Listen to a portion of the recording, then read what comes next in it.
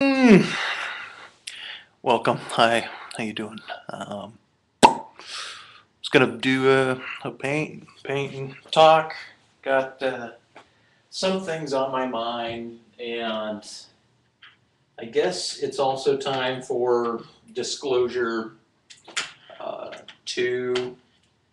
Probably not really going to get in depth with that, but was going to show a codec when I was talking about codecs and codices in the last video, and how different codices show up. It'd be cool to go over different codices that you might find. Mine was given to me by a guy that studies Native American ceremonies, and I told him that I was into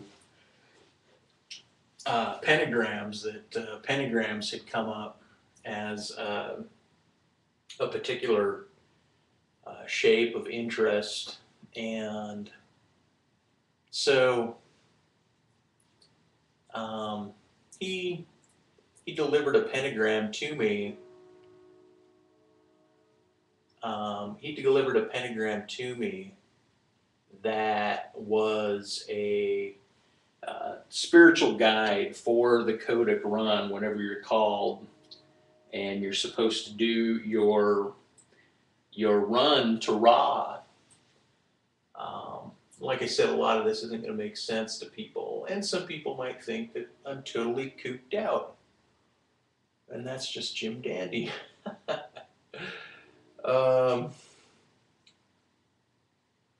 But anyway, so this codec, I had no idea that the run was going to start until it did, but this is what he handed me. And if you wanted to freeze the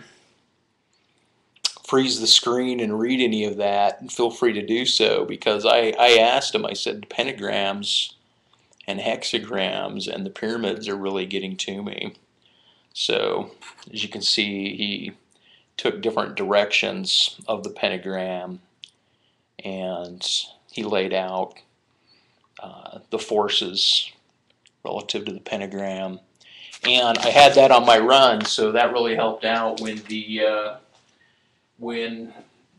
radio started and your test begins.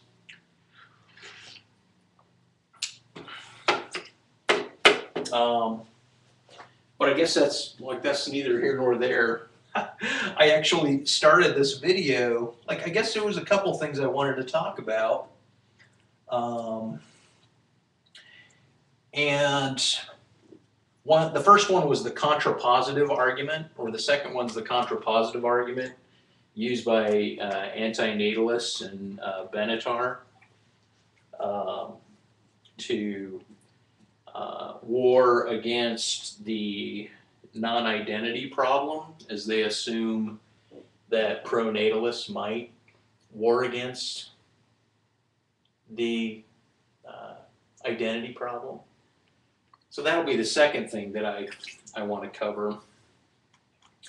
The first thing that I want to cover has to do with art and music, and it has to do with eternity as far as it's technologically known.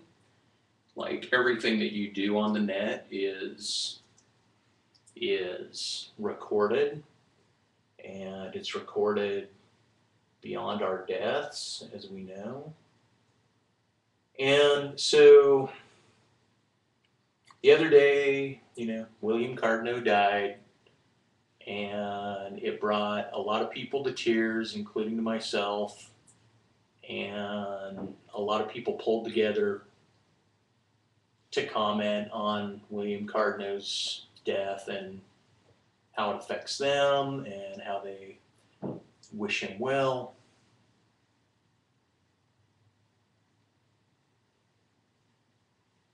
And I wish him well.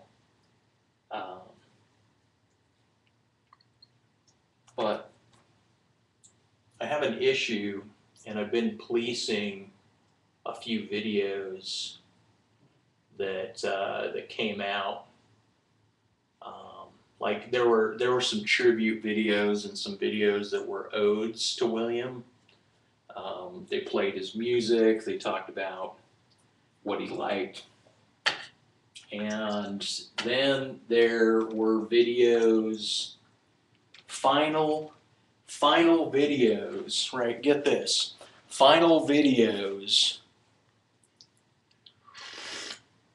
like the last thing, if you search William Cardno's name in the future, for as long as the internet is, if you search his name, right? Now, maybe voice recognition is going to take my name and it's going to associate it with his name, but I'm not putting him in a tag video. Personally, I had long one-on-one discussions with William. I never met him in person. Listened to his videos. Enjoyed music. Enjoyed his conversation more, and functioned as a therapy for him. So I thought. So he reciprocated that view to me. Like, people influence each other and they help them out. Well, so I'm viewing William as a passionate young musician that's busting his hump to make himself known in the world and to be an influence and to express his heart, right? Like that's how I understood him. I also understood him as incredibly philosophical and incredibly inquisitive, right? And I always felt that he moved against the grain, right? He kind of is dealing with the biases that come with being who William was, right? He has his social biases. So I get online and Richard the Dick Coughlin, I guess on one channel, does a tribute video to him, right? And then on another channel, he does this hater video. Now, this The Wise Monkey 8, my sync project, right? He does kind of a nice, a more polite video to this guy. Now, this guy that they're pointing the videos to, as a lot of you probably know already that are watching this, at least as my contemporaries, the guy said, "May God have mercy on your soul," right? A traditional line, a Christian line. And apparently this guy had long conversations with William more recently than I had. Mine were in depth, more so a few years back. Anyway, and so what I noticed though was that the taglines or the titles of videos that had his name, right? Like the last remnant of this man, the last echoes of this man to be put in on the internet, the database associated with his name, are videos pointing to, I guess, an object or a person of his hate, right? Somebody that he absolutely disdains. Now, the thing that was upsetting was that I don't know. I mean, to me, I went around and I asked people who posted these videos to remove William's name out of the title or to remove the tagline from the video, so that a search upon William's name from the future would not yield a hater video that was expressed vicariously through somebody else, pointing to a person who William may or may not have hated in a particular fashion like this. And so it it just blew me away that the feedback was I was blocked. I was blocked from the Wise Monkey. I was blocked from Coughlin. There was another video that I made the same commentary. I Skyped at length with one of William's friends um, about this, who also found the the uh, the hate and the rage and the politicking and the atheist versus theist rage to be the last thing associated to a guy who does who does art and does music. And I sat there and I thought it would suck to paint my whole life, right? To paint my whole life, and then at the end of my life have a shitload of videos made, stating that I hate Brussels sprouts, and that all the tags, all the last tags are, look, he hated Brussels sprouts. Look how he hated Brussels sprouts, right? Such that my name would be vicariously trended through somebody else's opinion, somebody else's speculative opinion about how it is I would approach things. My understanding of Will is that he may not have liked these other individuals, but he respected them enough to have dialogue with them and had respectful dialogue, and that he was philosophical and he understood their positions and he had his. But he wasn't a hater and he wasn't a rager. And so to do this as an ode to him, right, is not, I don't think it's a chord. I don't think it lines up. I think it's off target, and I think it's abusive. And then I thought, maybe this is how people mourn. Maybe they say, well, William wouldn't have liked this, therefore I'm going to go ahead and present it. But they don't think. I think Richard Coughlin and Wise Monkey are being incredibly, sorry, I got to get back to the painting. I got wet paint. It's short-sighted. Like, I think that they're short-sighted about what it is they're leaving behind for him. Now, even Heroin Church, he turned it into a political video about antinatalism, and he knows nothing about William Cardno. He's just jumping on a suicide bandwagon. And anyway, and so that's the second thing I wanted to talk about. I mean, I thought William was quirky, and I thought he was funny, and I thought that what he had to say in chat rooms and in his videos were fairly, he meant them, and he was always contributing. He was always there. I mean, I watched the guy sleep on videos or on stick-on.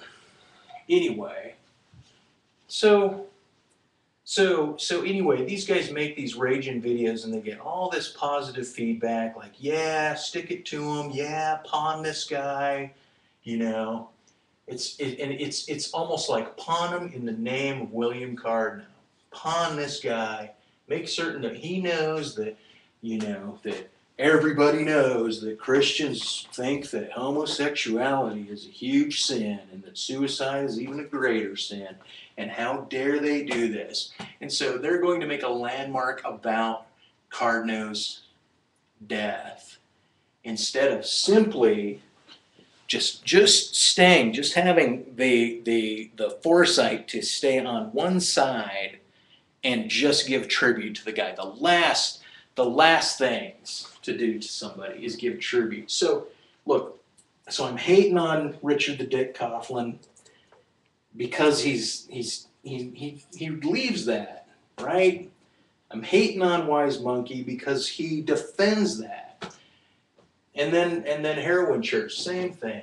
I don't know what to say. I'm just, like, I have to let it go. I mean, who am I, man? I do not compare my influence, on YouTube doesn't compare. And, Richard Dick Coughlin has so much of his style is about pawning other individuals. But when he's using, like a user uses, this user is using, who's supposed to be his friend, who's admittedly just a deep acquaintance, is using him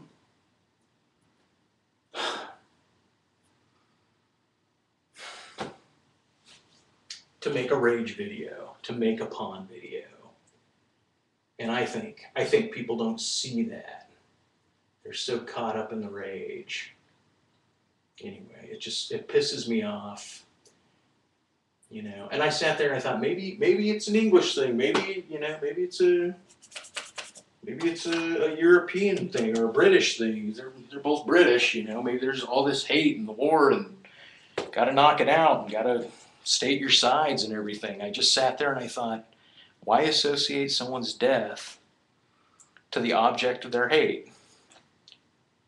That's the big question. I don't get it, and maybe if you guys want to tell me in the comments, that would be fabulous. You know, help me figure that one out. Okay. Next topic. My videos are long. I don't know.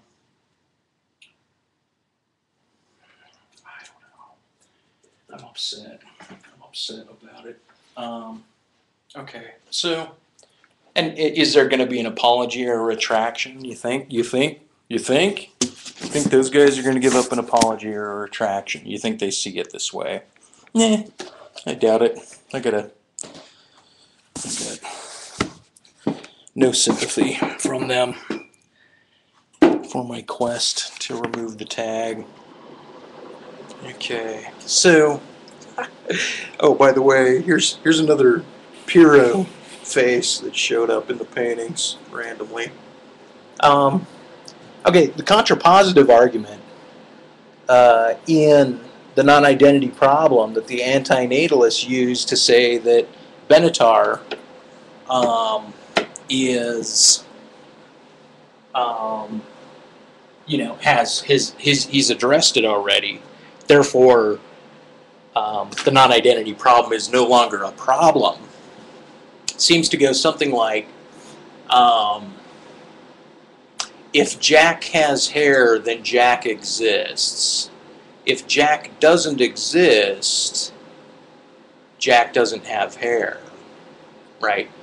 And so it's allowing a logical description of Jack, or let's say of one. If one has hair, then one exists. But if one does not exist, one does not have hair, right? That's the contrapositive argument. Now, contrapositive argument, I think, can be dealt with. The reason why it's still a valid argument, right, is because one that's being used, you know, in the case of the description is referencing, in the first case, it's actually pointing to a physical entity, right, which is a fiction or a non-fiction, right? And in the other case, one is pointing to a fiction, right? So logic works with fiction and non-fiction, just like saying, you know, Santa Claus has a beard, therefore Santa Claus exists, right? That's the issue. But how does Santa Claus exist? Let's analyze the fiction when we're using that. How does Santa Claus exist? Well, he exists as an imagination, right? He exists as depictions, artistic form. So art, fantasy, and imagination. And he also exists as language, as a word, Santa, right? So he exists in all these ways, right? Which doesn't apply here. So the logic for the contrapositive argument is trying to say, because we can say one and reference a non-existent being's attributes, we can say that if we were to speak of a non-existent being, we would only imagine them in a manner that is akin to us, such that their coming into being would yield the same perspective, the same lifestyle, the same paradigms that we have, right? It asks for all those things. It begs for all those things, right? Now, it's coffee time. Well, it's coffee time here. Look at this codic again, right? We get green. Over here we got earth. We got yellow. We got center. We got mouth. We got unified force. We got worry, self-doubt, obsessiveness. We have trust, openness, and sincerity leading to it, and it's in the afternoon. And as you can see, it's in the 2 o'clock position. So keep that in mind once again. Okay, and so this whole argument points to, in my mind, you cannot assess, right, the psychological state, or in a lot of cases the genetic state of a non-existent being, talking about it prior to existence.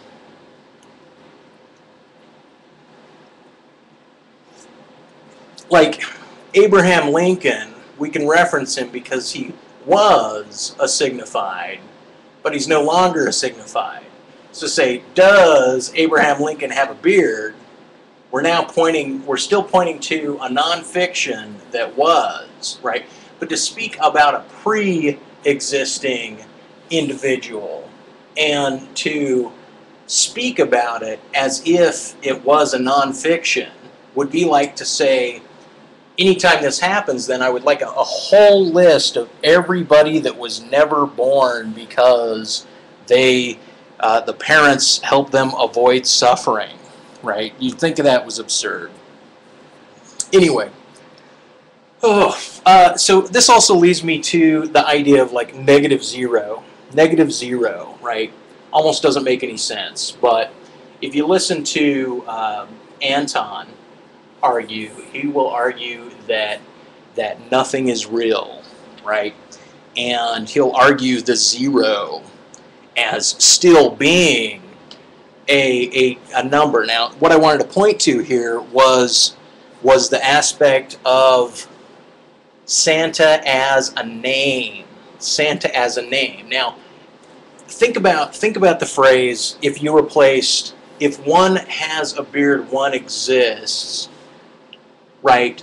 Let's say we're drawing out two oh boy, I'm so not prepared for this. I don't even know why I'm making it. Like instead of referring to one, let's refer to first. If first exists, then therefore seconds exists. If first do not exist, then seconds don't exist. Therefore, the second phrase in the proposition doesn't work, right? There's an intrinsic and internal irony if one shifts oneness to firstness, or if one replaces, if X exists, then X, Y, and Z, right? But if X does not exist, then it's impossible to read this sentence, where there's an internal problem because the signified being used is part of the grammar itself, that it points back upon itself, right? That's the problem with the non-identity problems being argued against, is they're trying to attribute both of these and then have their cake here when they're describing a nonfiction here. And so I wanted to talk about, the nothing is real idea, or a negative zero, right? It doesn't make sense to say a negative zero, but if one wants to keep pointing back to the lingual description, to the actual writing of the zero, right, to the very syntax as being an element for the signified to point to, right? If that's the reference, and it's not pointing to like 0 points to. God, I'm kind of an idiot here. If 0 points to nothing, right, then we say that there's nothing, there's nothing for it to point to. Now, it can point to this, what we'd say is an empty set, where we're trying to outline that there's nothing inside of this space, right? There's nothing outside of it. Now, if we said that here's a guy named 0, then we have a signified, and it can point to the signified, right? So otherwise, we might not put a parenthetical around this at all, or we might not even draw a circle. I mean, there's a reason why a 0 is a circle and a 1 is a 1. A 1 marking 1 is different than saying, look at the hollow space. It's like the 0 is about the space between it, right? Some people cross through the 0 even. Like, look, we're talking about this set called a 0, right? We're not pointing to nothing, right? But Anton wants to point to nothing, have a sign that points to nothing, right? And one would say that a sign always defers to another sign, because the dialogue and the language always continues, right? But if one wants to say empirically that a sign is pointing to a fiction or a non-fiction, that the idea of 0 pointing to a nothing is pointing at its acrobatics and its use within the numerical system, within mathematics. But speaking of nothing, if one wants to point and say nothing is pointing to something, and that it's pointing to the set that outlines it, right? If one wants to say it's pointing to the set that outlines it, and then to say it's real, right? This kind of activity is much akin to pointing to a fiction or referencing itself, but there is the only non-fiction that it can point to is back to itself, or back to a parenthetical 0, right? So that's the only way in which a 0 is real, or in which nothing is real. Now, I would say a negative 0, if one's trying to place it, right, the difference between saying nothing and absence, right? Like, if we could replace it and say absence is real, right, then we could always point to a thing and then speak about its absence, like William Cardinal, right, is absent.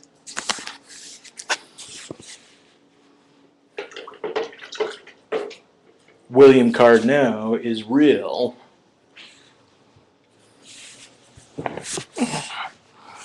I don't know if I'm as guilty for being philosophical in the name of William Cardinal. God, it wrecked my day. Not that it's about me, but I just cried. I deal with death. I don't deal with it very well, and I try to reframe my mind, but I keep feeling like I'm empathizing with the person that I'm close to. And then it just has me think of death and suffering and war and all the other people that I'm not tied to. Anyway,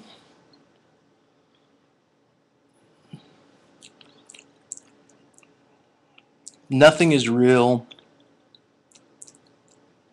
in the same set that your entire sensual reality is not real, right? If nothing is real, then your entire sensual reality is not real.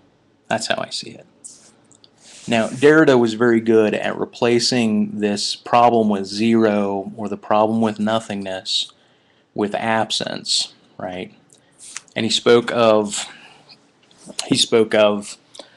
the phallus and the vagina, and talked about the sexuality, talked about the phallus as presence and the vagina as absence, and that presence, like the one, took a precedent over the zero.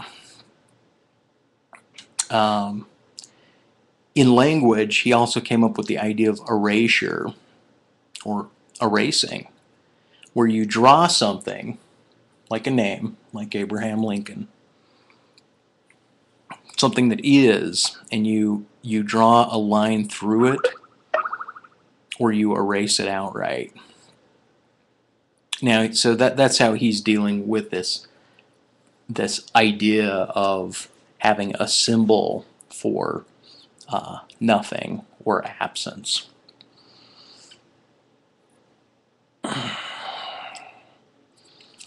Now,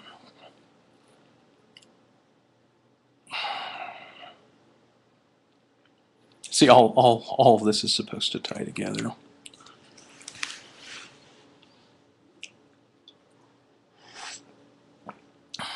There's supposed to be something insanely profound about tying the non-identity problem, William Cardno's death, and the idea of nothing is real, the concept of zeros, what's fictional and what's imagined, and what could possibly be imagined that goes beyond our regular constraints, our rational constraints about what's rational, right? And then from there, after that's established, then we can start, establishing ethic.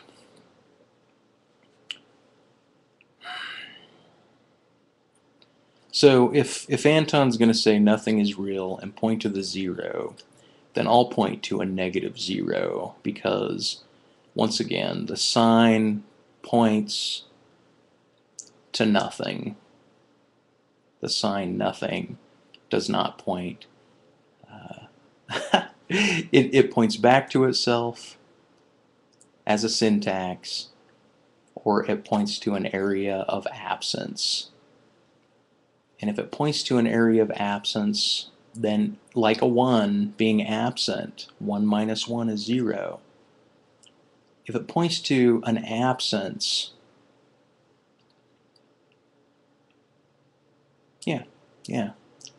then it's considering the idea that something existed already.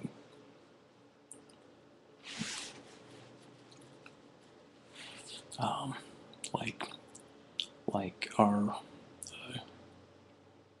friend William Cardno, an acquaintance, someone who will be missed.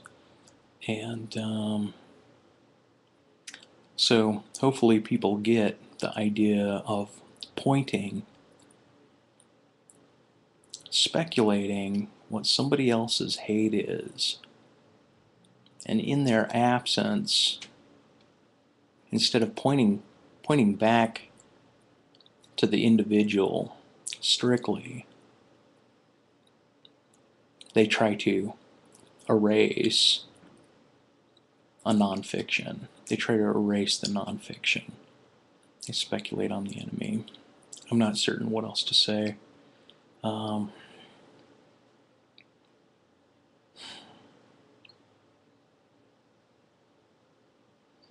Yeah.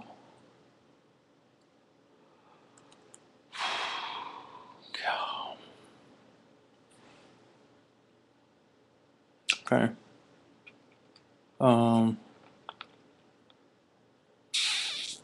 Yeah. Okay. Let's see.